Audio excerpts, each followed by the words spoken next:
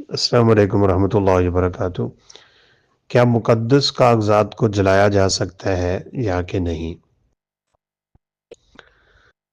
اس بات میں کوئی شک نہیں ہے کہ تقدیس، تقدس، عظمت، احترام اور حرمت یہ انسان کے دل میں ہوتی ہے۔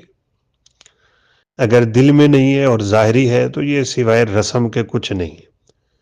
آج کل یہ چیز سرے عام دیکھنے کو ملتی ہے۔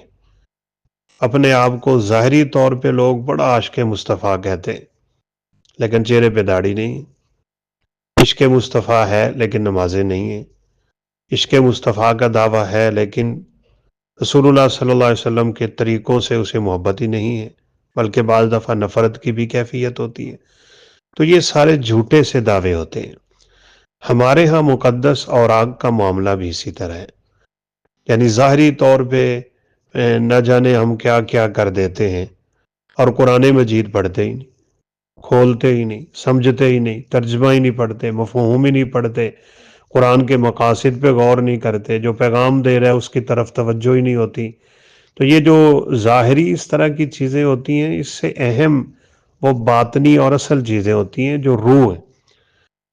تو اب رہی بات کہ کیا جلانا، ہمارے یہاں جلانے کو ایک گستاخی تصور کیا جاتا ہے، اور لوگ سمجھتے ہیں یہ بہت بڑی گستاخی ہے، پھر کیا کریں؟ بعض کہتے ہیں زمین میں دفن کر دیں، تو وہ بھی تو اسی طرح کی بات ہے۔ اوپر سے کوئی گزرے گا تو بھی اس طرح کے مسائل بنیں گے۔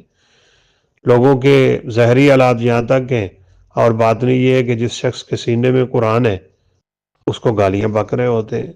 تو یہ کہاں قرآن کا تقدس کہاں ہے؟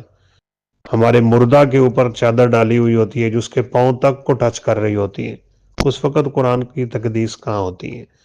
تو بہرحال سیدنا عثمان رضی اللہ عنہ سے ثابت ہے کہ انہوں نے جب ایک مصحف بڑا خوبصورت امام کے طور پہ تیار کروایا، جس سے مزید پھر کاپیاں نکلی تھیں، تو صحابہ کے سارے قرآن بلا انہوں نے منگوا لیے تھے، جن کے اوپر تفسیریں تھیں، جن کے اوپر کچھ حدیثیں تھیں، اور قرآن اور حدیث یا تفسیر کو اختلاط کا ڈر تھا، تو انہوں نے وہ مصحف جلوا دیے تھے۔ اس میں کوئی حرج کی بات نہیں ہوتی۔ اللہ عالم۔ السلام علیکم ورحمۃ اللہ وبرکاتہ۔